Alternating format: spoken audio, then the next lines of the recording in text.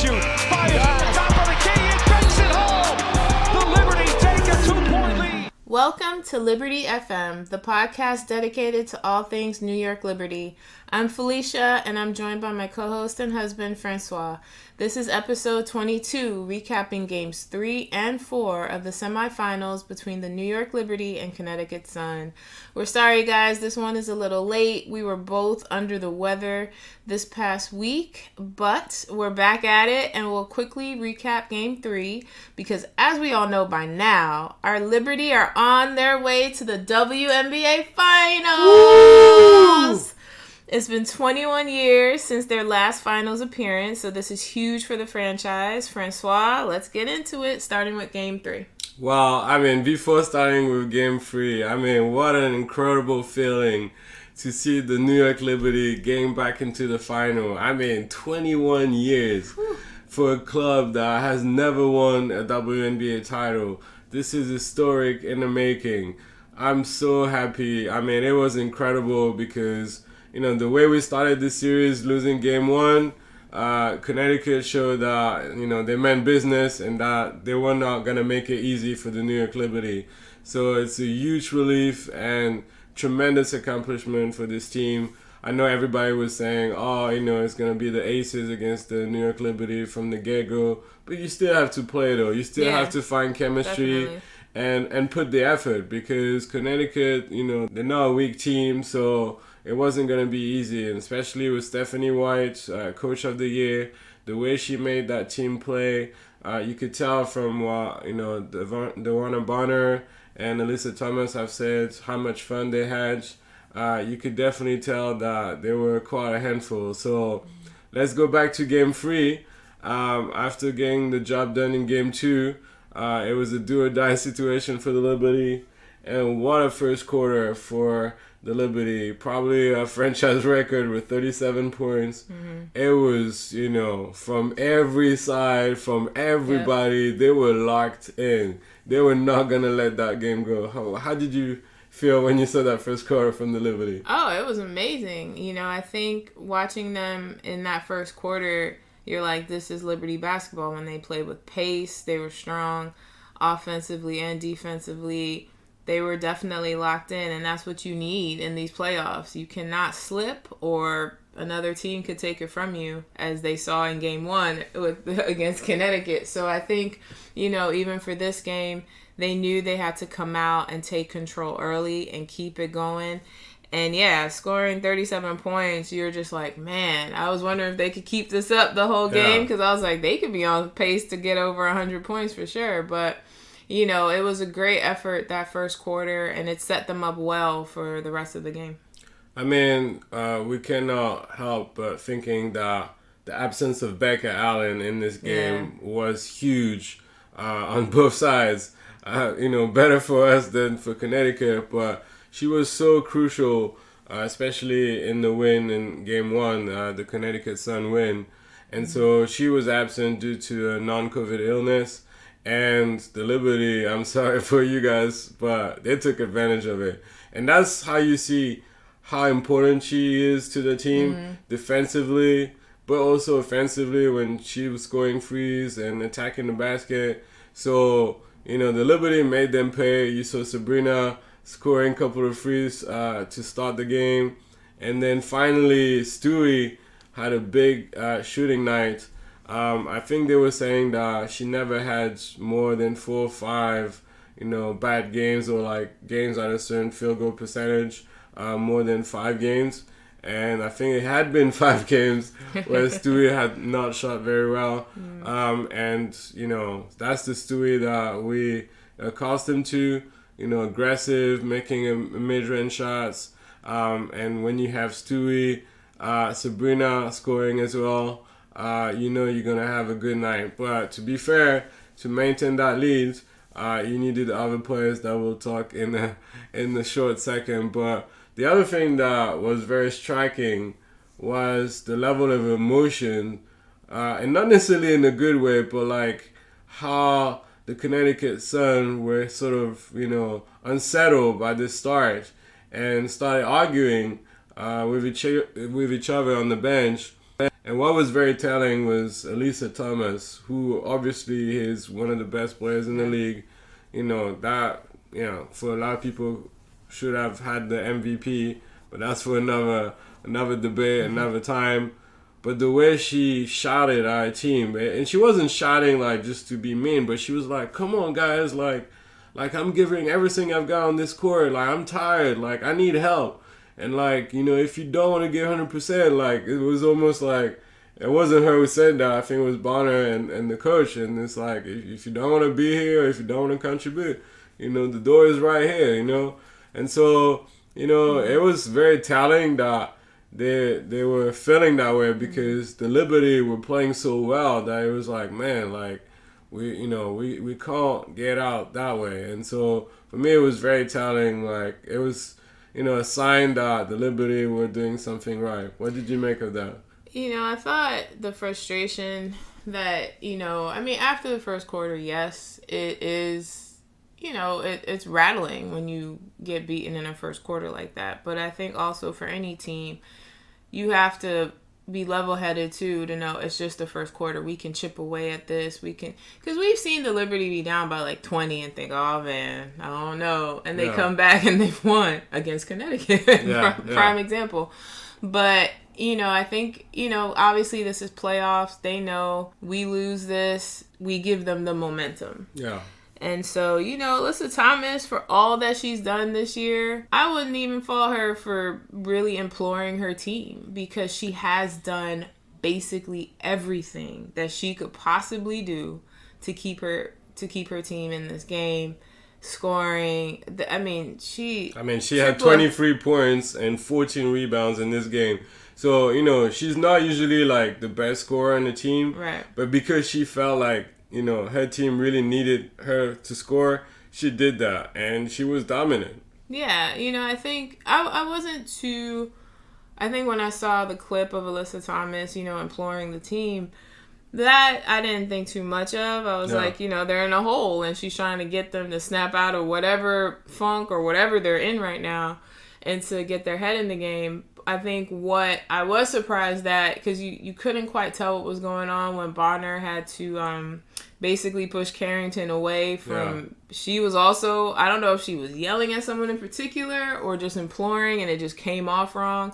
Yeah. We don't fully know what that was about, but it just didn't look good it just didn't look good the way Bonner reacted to Carrington. So you just see that, and when you see that, and even if you see, I don't know if the Liberty could tell what was going on or if they even paid attention to any of that, but once that starts to happen, you gotta refocus. Otherwise, you're just gonna crumble on the court. And honestly, after the first quarter, Connecticut came back. They fought back. They chipped away.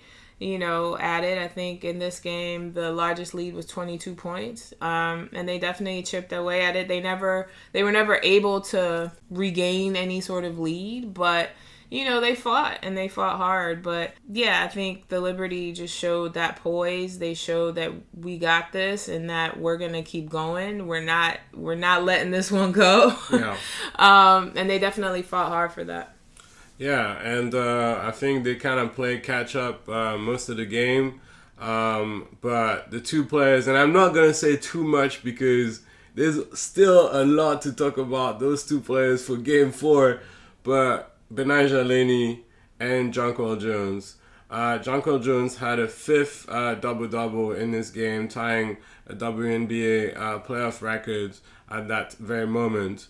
And every time I felt like the Connecticut Sun were coming back, that's when Jonquel would make sure she would get all those boards. And also, the Liberty finally try to play with her a little bit more. We've talked about this numerous times that against Connecticut, it's going to be hard for them to find a matchup that can, face and be able to sustain Jonquel Jones. And so, Sandy did recognize that after the game that they made adjustments and made sure she would get the ball more in her hand in the paint. And, that they were going to do that more in Game 4. But she was dominant. And Betnijah Laney, I felt like, we know now that she a killer in those corner threes, but also the tempo that she was setting. At some point, there was this beautiful fast break where, she was giving the ball and then just, like automatically pass it to Stewie for a layup. And countless times where she tried to, run the play, up the tempo.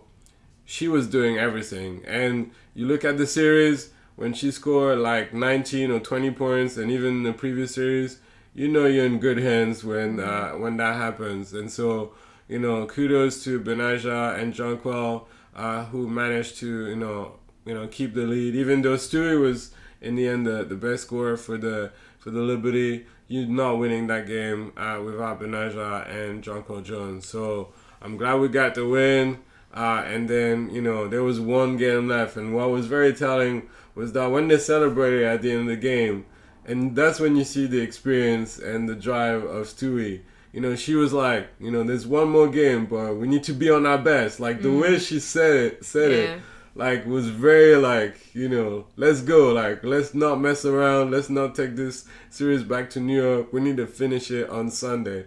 And that's a sign of a true leader. Like, they were listening to her. Yeah, for sure. I mean, the thing is, Stewie has always said they haven't reached their best yet. So if she's saying, like, they're not there yet, they're getting there, but they're not at that point just yet. They still have to lock in. There's still lapses on defense at times, and it helped Connecticut in game 3 to kind of come back and make these little runs here and there and to try to, claw their way back into this game.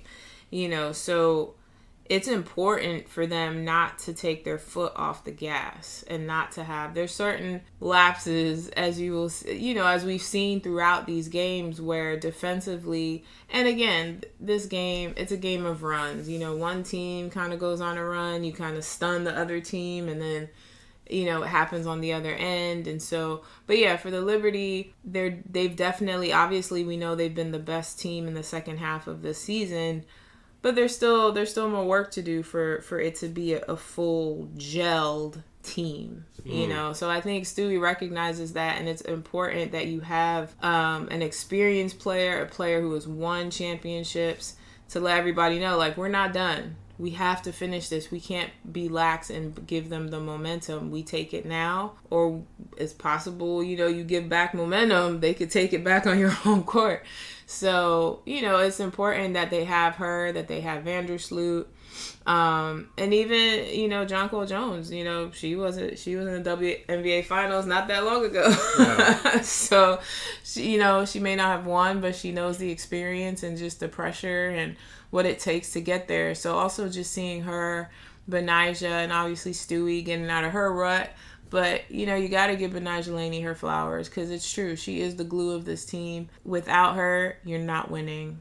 It doesn't matter how many points. I mean, unless Stewie's out here dropping 40 or 50 points in a game, you're not going far without Benaja's defense and her offense. Yeah, and Sabrina Ionescu agrees with you, because she said that, Benaja is a crucial part of our offense. She does a little bit of everything at an elite level. She drives so well to the basket. She's able to post up smaller guards and shooting well.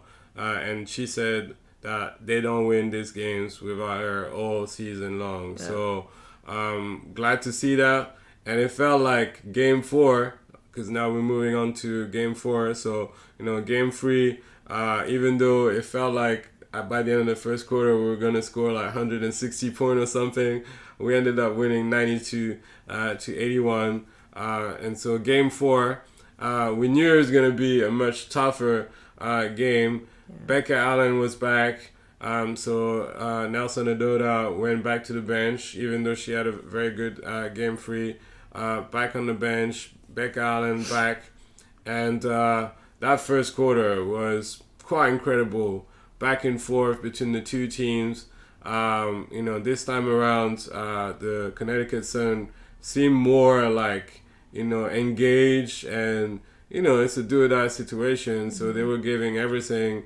When you think about the game 3, the one Bonner scored only 10 points. And that's also credits to the Liberty defense. the Liberty defense who kind of mixed it up a little bit in Game 3. They had that surprise zone defense in Game 2, but they were mixing it up. One-on-one, zone defense. They had this sort of triangle defense as well. So they really mixed it up and made it hard for Connecticut. But where Connecticut was able to succeed in that series, even though they lost, was with the guard positions. And Tiffany Hayes and Ty Harris caused a lot of problems for the Liberty. And that's going to be something to keep in mind for the final against the Las Vegas Aces, because obviously you have guards like, Chelsea Gray, Jackie Young, Kelsey Plum, who could score, so, easily and, come from everywhere. And the one thing I noticed all throughout the series is sometimes the tendency for the Liberty to just go under the screen. That's like a pet peeve of mine. It's like going under the screen or overhelping. Like, for example, there were times where like JJ would come out to help the guards if, Alyssa Thomas or, Tiffany Hayes were attacking the basket. But by overhelping, that always left like a play on their own. And quite a few times, numerous times, should I say, the Connecticut Sun scored that way. So, they were definitely causing us quite a few problems. But Betnijah Laney, once again, she was like, I had never, like, usually, like, she lets the game, come to her. But this time around, I felt like, no, I'm going to, like, take matters into my own hands because, Sabrina was getting double teamed. Stewie was doing her thing.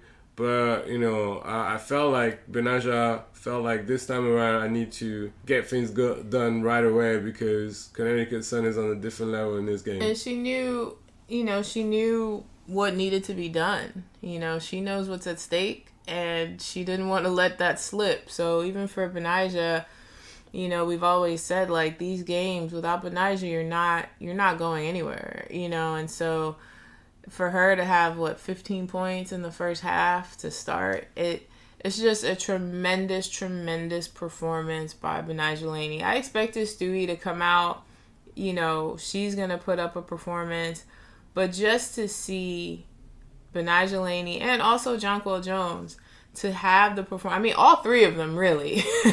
All three of them, a phenomenal performance. And it was just gritty. I mean, the whole game, back and forth, you felt like this is going to be a tight one. This is going to swing back and forth. And we were on the edge of our seats throughout this game for sure. And yeah, I just think to start it off, Betnijah knew, like, it's going to be on me. And she took that on. And did what she could do.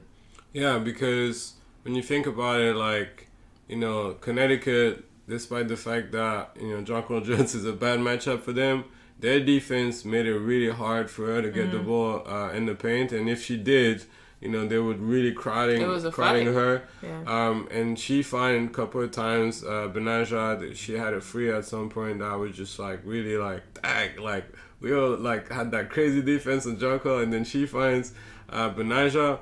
So, I like that from the Liberty, finding, ways to, kill your opponent when they figure out something. Well, you got another weapon, to sort of deliver to them. So I thought that was good. But, what I didn't like so much, though, it was the level of physicality. Now, I complained all season long that sometimes they don't let the players play, especially with screens. The amount of times that they called a foul for screens that were set properly and there was no foul. Like, if a player, falls on the ground because they got hit by a screen that was set perfectly, that's basketball. It is what it is.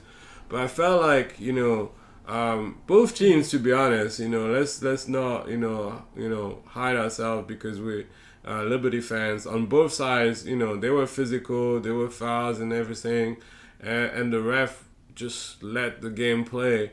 And at some point, it could have been dangerous. We'll get back into, the incident with Alyssa Thomas and Jonquel Jones. But I felt like this game was overly physical, and at some point, you got to protect the players. Yeah. And there were a lot of decisions where it was very, very frustrating because at this level, you want the best ref, right? You don't want the ref to be the focus point of the game. And I felt like, they were not at the level in this game.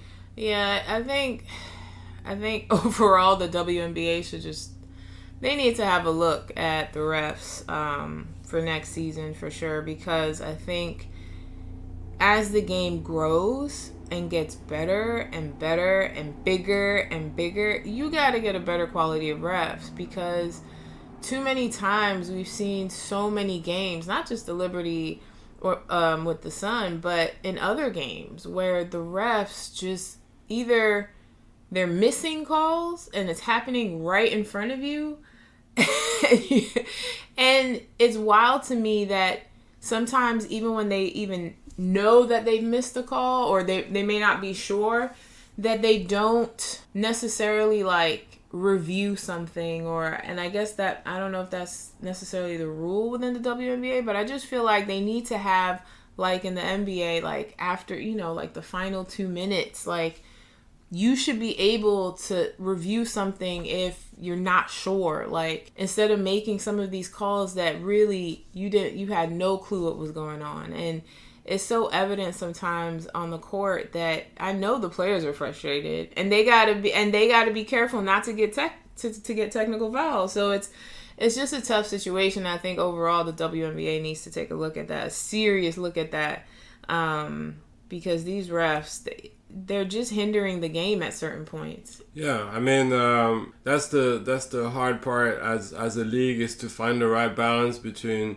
implementing rules that make it fair on everybody, but at the same time you have to be wary of the time and how long a game can last, because at the end of the day it's entertainment, it's a business, and if a game lasts for too long, then you start losing viewership. So finding the right balance. But there are things that, for example, need to make more sense. Like if a player is injured and you see them on the floor for a long time, you shouldn't have to take a player from your team to foul someone so that you could check how the player is doing, right? Yeah, you should just call the play dead. Like call the play, just whistle it dead, and then have them come check or eat something, because it's just like that play with Alyssa Thomas and Jonquel Jones, either one of them could have been seriously injured. I mean, Alyssa was the one that took the brunt of that, but the way you see the replay, Jonquel was bent back. Alyssa, the weight of Jonquel on Alyssa Thomas, like it was just, obviously nothing was done on purpose, but again, it's a play that is happening right in front of the ref, and you just watch it unfold. You see Alyssa Thomas writhing in pain on the floor. Yeah. And you do nothing. And it's that's the crazy part to me. It's like she is writhing on the floor. Like what? Like you can't. Like you have to stop. And so it's wild to me that it did take one of the Connecticut players to foul when they fouled Jonquel as she was coming back down the floor or about to make a layup, and they just seem so inept sometimes, these refs, that you just like. It should be simple. You see it right in front of you. It shouldn't be that difficult. Or like it has to force the coach to either take a timeout or just something to stop the game, when you, the ref, should stop the game. Yeah, and there was also numerous times where Jonquel Jones fighting for an offensive rebound, and you had like literally like 2 or 3 or 4 Connecticut Sun players on her, grabbing her arms, trying their best to battle with her. And at some point it's like you get frustrated, so you might react like emotionally and pushing other players as a sort of like defense mechanism. But I'm like, if you like calling the foul or blowing your whistle much faster, it wouldn't happen. It was the same with Stewie. At some point she attacked the basket. Now she slapped accidentally Tiffany Hayes. Even though there's a couple of things that I could say about the numerous reactions of Tiffany Hayes after every contact. But she got slapped accidentally by Stewie, stay on the floor for a little while, and then the ref just like, oh, what happened? Mm-hmm. And then at some point it got cheapy as well between, I don't know if it was between Stewie and Alyssa Thomas or Stewie and Bonner. But it's at some point it's like, if you're calling the foul in the first place when they're just like literally grabbing Stewie's arms and getting really too close on defense, you could say yes, it's good defense, or you could argue, well, they're fouling. So at some point Stewie gets frustrated and reacts, right? But if you're calling the foul right away, then you wouldn't necessarily have the reaction after. So it's just making sure that you're making the right calls at the right time so it doesn't, get worse. It's the same as the boxing game. If the referee, separates the boxers at the right time, making sure the rules are followed, then you have a good fight. And it's the same in basketball. Obviously, different type of competition, but the ref are also there to make sure the game goes well and, protect every player. So, the Connecticut Sun complained after the game. I saw some tweets from certain players. I think it was Dishoney Carrington who, had a picture of Tiffany Hayes from a regular season game where she was like pointing at the ref like, you got paid or something. So, to imply that the ref were kind of paid. I mean, I guess there's a bit of bitterness because you lost the game. To be fair, if you look, the Liberty beat the Connecticut Sun 7 times out of the 8 times they played this season. So, I'm not sure the ref were really the problem in terms of you losing the series. And I felt like they were bad on both sides. So the frustration is not totally justified in the sense that, both teams suffer from it. I will say that I think the difference is between teams in the WNBA, especially with the refs, is that all the teams complain. On the court, you're looking for a foul, you don't get the foul, or you don't think the foul's justified. I mean, it goes back and forth with all the teams. If you watch the games, not just Liberty games, but other teams, they got the same issue. But it's just a matter of which teams can hold their composure and still keep their head in the game despite what the refs are doing. And, I think we've seen certain teams within the league that they can lose composure really quickly. And I'm not saying it's tough, because if you don't get a call or, they make the completely wrong call and, obviously that can throw you, but it is just that level of maturity to keep composure. I think so many times we've definitely seen the Liberty, complain for stuff, but when they don't get it, they lock back in. They were like, all right, we got to shake it off and keep going, because if I stay down here complaining with the ref, I just left my teammates in the lurch now, and now it's, the other team could score. Anything could happen at that moment if my head's out the game because of a bad call. So, or what I think may be a bad call. So I think the refs have to find balance, I think in this series, at least, you're letting them play, but I think I agree. It got a little bit too aggressive because you weren't sure, because in previous games, it was like one half, they were calling fouls all the time. Then the second half, they weren't calling it as much. So you weren't sure, like, there's no balance to this game. Like, what is it? Like, you need to there needs to be some sort of give by letting them play, but knowing that there's a limit to some of the physicality going on, because especially people could get injured real easy, and then this whole game is turned on its head because you're not calling it right. But ultimately, for the Liberty, this was a tight game. This came down to the wire like we thought it would. We were definitely on the edge of our seats, and Jonquel Jones in that fourth quarter, it is just amazing just to see her. I think, all season long, we're like, you got to get it to Jonquel. You got to get it to her. You got to feed her more. She's your answer right there in the paint, and the rebounding. making shots in, those last couple minutes between, I think, her, Stewie, getting those foul calls, getting to the line. Really, it was those foul calls that helped them get that lead, that slim lead at the end, and then putting down those shots. So, but JJ, Benijah, Stewie, phenomenal job. We're just so happy that they're in the finals. It's a wonderful thing. They have more work ahead of them. It doesn't get any easier after this because they're about to face the number 1 team in the league. And so, for the Liberty, it's going to be huge for them, a big thing for them to get locked in, especially against the Aces and, coming up. And so I think they'll do it. I think, Benijah is still the glue for this team. I think we'll probably see Stewie level up her game even for this. She knows what it takes to win championships. I don't think she's ever lost. Has she? To my recollection, I don't think she lost any final in her career. She has 2 WNBA titles. I think those were the 2 finals that she got to play with the Seattle Storm. She won 4 consecutive NCAA tournaments with UConn. I don't know about her high school days, but I'm sure that she must have won a few state titles and stuff. So maybe she might have lost something in high school. I don't know, but in college and WNBA, she won everything.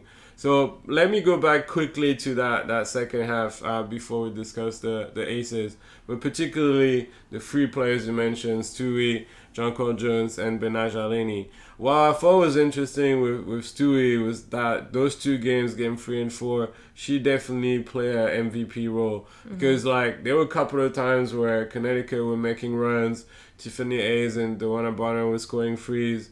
And when you felt like, oh snap, is the momentum shifting, or the Liberty giving up this game? Stewie at some point had a 7-0 run. Yeah, by herself. That was incredible. Like a 3-pointer, turnaround jump shot, and then attacking the basket. And I think she kind of did the same in the fourth quarter as well. So crucial. And yeah, like you said, let's hope that she maintains that level against the Aces, who has been a team that has defended well against Stewie, so that would be interesting to see. And then Jonquel Jones, let's not forget, she was MVP 2 seasons ago, and she was, MVP beast mode in this series, especially the last 2 games. She was getting every single rebound. It was almost like 1 against 4 every time. And that gave us so many chances, to try to score again if we missed the basket. We were getting frustrated with her a little bit in the first half, where she was a little bit indecisive when she was getting the ball in the paint and trying to score. Like she had to miss a shot and take a shot again, making it or getting fouled or getting blocked. So, but second half she did everything. She even scored threes when we really needed she even a stole basket. The ball. And then that crucial play pass. at the end, if you had told me that, to win the game and take us to the final, we would see Jonquel Jones getting the steal on the inbounds and running like a track and field athlete and getting to the basket. Wow, that was incredible. I don't think Alyssa Thomas realized what was going on. But by the time she did, she came back and fouled Jonquel, who had crucial free throws. So that was an amazing performance, and now she has that record for 6 consecutive double-doubles in the playoff. Tremendous performance, and I think now we're about 14-1 or 15-1 in this season when Jonquel Jones gets a double-double. So tremendous performance. And then once again, at some point, I'm gonna have to find a nickname or something different than Benijah Laney, because we've mentioned her name so many times lately. But the Queen Bee was still there to the rescue. Composed. She didn't score as much in the second half, but I felt like she was this calming presence, this force that the Liberty needed. And without her, there's no final. So and you need her defense. That's huge. Even if she's not scoring as many points in the second half, you need her defense because I think for the Liberty, with Jonquel, Stewie, and Benijah, they on the court for the starters, they are your strongest defenders. They're your top 3. And yes, Sloot and Sabrina are there, but you can see that the guards can kind of get around them a little bit easier than they can, with Stewie, JJ, or Laney. So, those 3, if they are locked in, it's helpful. It's a huge push for the Liberty. So you need her defense, you need Stewie's defense, you need JJ's defense, and they did that. Yeah, and so Jonquel just ended up with 25 points, 15 rebounds, 4 blocks, and we didn't mention, but she had some tremendous blocks, especially on Dewana Bonner. They were amazing. Stewie ended up with 27 points, being the best scorer of the game. 9 rebounds. Benijah Laney, 21 points, 7 rebounds, 5 assists. And so we got the win, even though towards the end, we got a little scared because Ty Harris decided to get on fire when we thought this game was a wrap. But we got the win despite a triple-double once again from Melissa Thomas. So, that shows you the level of that team and so much growth compared to the beginning of the season to now. Mm-hmm. Everybody thought, it's a given. Like, they're going to the final with that team. But you still had to make it work and have some sort of cohesion. And you feel like they really bought into what Sandy Brandello and her coaching staff were trying to do. You can tell that they enjoy being around each other and playing for each other. And so that's why I feel like, it's going to be a battle against the Aces, but I'm positive that, they can surprise the Las Vegas Aces for sure. So now it's the final. So it's very interesting because it's really a long stretch in terms of both teams have 1 week to rest before the final, and then there's quite a bit of gap between each game.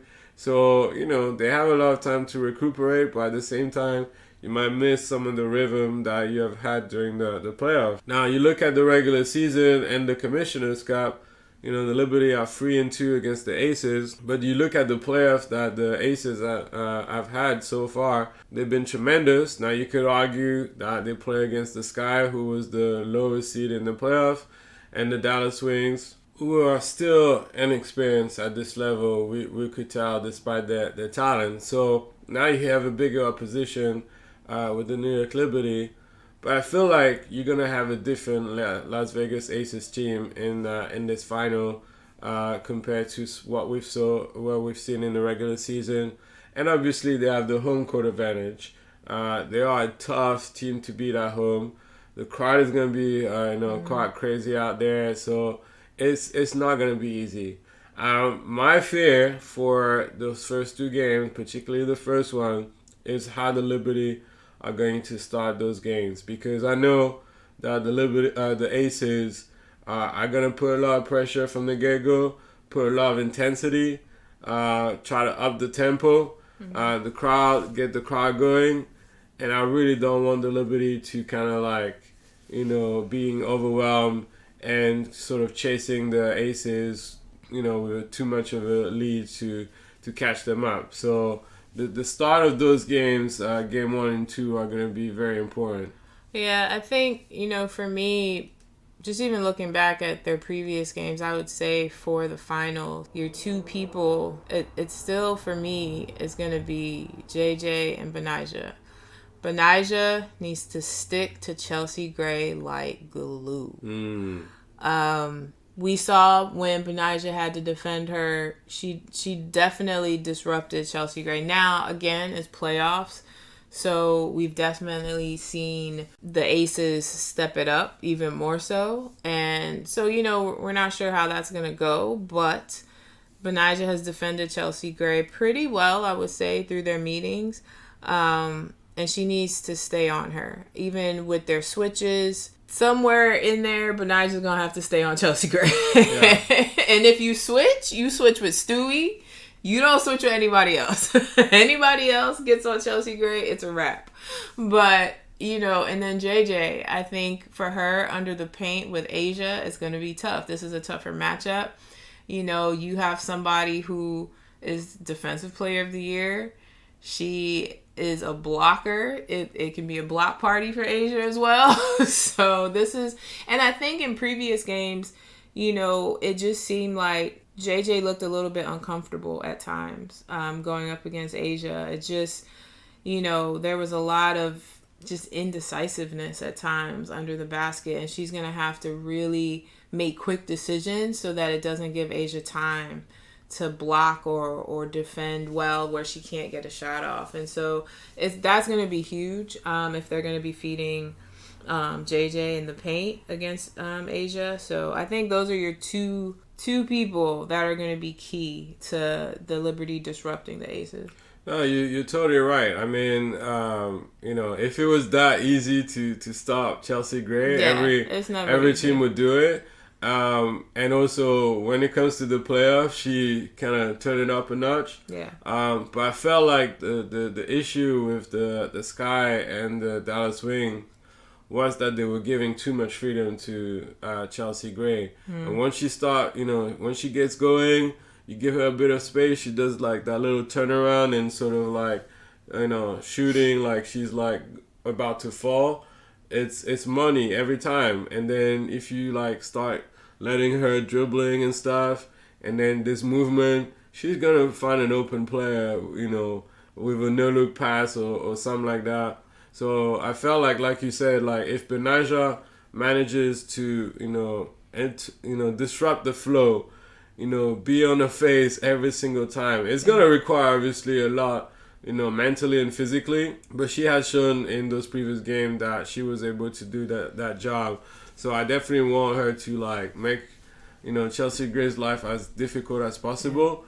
Now, if you do that, maybe that means that, Benaja might not get to score as much, but she was able to do both in some of the home games, and physically she has shown that she's in top shape. So if she can do both, we'll definitely be in a good position. And like you said, Jonquel Jones, we saw in one of the games that the New York Liberty lost in Vegas that when she had foul troubles, that caused a lot of issues for the Liberty because Asia Wilson had way much more freedom to attack the basket. You're not going to completely stop Asia Wilson. We know that. But when you have a presence like JJ, that definitely makes it harder for you. And she had done a good job overall in that series against Asia. So, if Jonquel can be that presence defensively, it would be great. Now, like you said, what we expect and hope that she would do a little bit better is, offensively, because it seems like Asia got into Jonquel Jones' head and blocked her a few times in that series. So let's hope that she's a little more decisive offensively. Don't overthink it. Maybe try, pump fakes her a few times. Now I'm saying that as if it's easy to score in Asia and she's not like the defensive player of the year. Easier said than done. But, just maybe looking back at the tapes, see what worked, what didn't work, and make the adjustment offensively. And then, yeah. And I think, the decision making is going to be key for JJ, honestly. Even when she would get the ball in the paint, the pump fakes wouldn't help her because at that point, if you didn't have Asia, now you have Asia and Kia Stokes, who's also a good defender. Now you have both of them, and it doesn't make it any easier. So I think, if they're going to feed her inside, she has to have a quicker move so that hopefully, she can get some buckets. Asia won't get to them as quickly, or also that, someone else will be ready if she is, under pressure, like Benaja in the corner, her corner threes, or even Sabrina. It's not, this is not going to be an easy game for either side. This is going to be tough because, they're going to be looking to trap Sabrina or double team Stewie because they know once Sabrina starts going off, she can shoot from anywhere. But it's also the same on the other side. You have to contend with Jackie Young, who you barely give her an inch, she's gonna probably make that three. So it's like, it's not easy. But this is what it is. The WNBA matchup of the year that everyone was predicting. It's happening. The number 1 and number 2 seeds. So you expect it to be a battle. I definitely think the Liberty can take one if they stay locked in and they stay strong defensively. Defense is going to win you this game. If you can disrupt their flow, you can beat the Aces. It's if you can disrupt their flow. And the Liberty, they have managed to do that a couple of times. Yes, it was the regular season and the Commissioner's Cup, but they can do this. And so as long as they stay locked in, and also they're going to need their bench. Yeah, I was going to talk about this actually. The Aces, outside of Alicia Clark, you don't have too much of a bench on the Aces side. And for the Liberty, you're going to have to get KT, Marine, and obviously you'll use Dolson at times, but you need them. You definitely need Marine scoring as well. We need to see a little bit more of her and just, coming in. And she's also gotten better defensively as well. And I think that's going to be huge for the Liberty to give their starters a little bit of a rest when you can bring in players who can maintain the score or, that it won't get out of hand. Yeah, I think, I think the Las Vegas Aces is probably a better matchup for Marine because, it's two teams that could play fast tempo, that can score a lot of points. And I don't think there's, players defensively in the Las Vegas Aces that can disrupt the flow of Marine. No disrespect, but I feel like it's a good matchup for her. There was some journalists that were saying that the reason why Marine didn't play as much against Connecticut was the fact that, she would have faced a lot of pressure on defense when she has the ball, with, the guards, Eiderman, Tiffany Hayes, Ty Iris, Becca Allen putting a lot of pressure.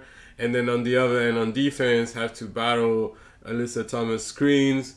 So that would be a lot of energy, wastage and maybe not enough to contribute offensively. Whereas the Las Vegas Aces, they, defend differently. They also put a lot of pressure, but I feel like they usually try to focus more on Sabrina. Vandersloot, I feel like he's better under pressure, those double teams. So if you have, let's just say, maybe Vandersloot and Marine together, I feel like Vandersloot would be able to find Marine in those open spots because a lot of the times when Marine scored, she was pretty much left on her own, or she had someone that she could easily cook. So it would be definitely interesting to see. I really do hope that she uses Marine a bit more because it's kind of sad. I know you try to win, and you felt like, you have to trust your starting lineup, and your starting lineup as delivered. But to have, a player like Marine playing either 2 minutes or no minutes at all, you're going to need a couple of more people than just 5 people because it's going to be a very physical series, high tempo, a lot of energy spent, and so you're going to need a couple of players. Katie as well has shown in that series that she can also be a crucial piece for the Liberty. So it's going to be interesting. I mean, both teams have weaknesses that the other team can exploit. So it's going to be interesting to see the adjustment made. They say, I think, that it's the first time in the history of the WNBA that you have 2 coaches that were also former players. Yep. So it's also going to be a battle. Nobody talks about it, but it's going to be a battle between Becky Hammond and Sandy Brandello. It's going to be a chess match. Becky Hammond is known to be a mastermind in terms of, basketball IQ and, people like Asia, Candace really praising her basketball mind.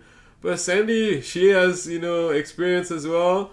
She won with Phoenix. She took them also to the final another time.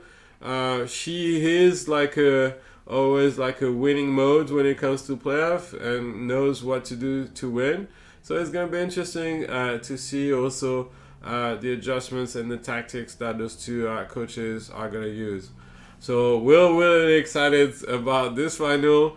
The first 2 games will be in Vegas, so on Sunday, and then I think it's Wednesday, the following Wednesday. So it's going to be like a long stretch for a final. we do hope that the Liberty get at least one of those 2 games so that we get a chance to have 2 home games in New York for the finals. We will have at least one game free, but let's see how it goes, and we'll try to record an episode after game 1 just to share how this game played out for both teams. So thank you so much for listening to our podcast as always, and as we always say, Felicia, let's go Liberty!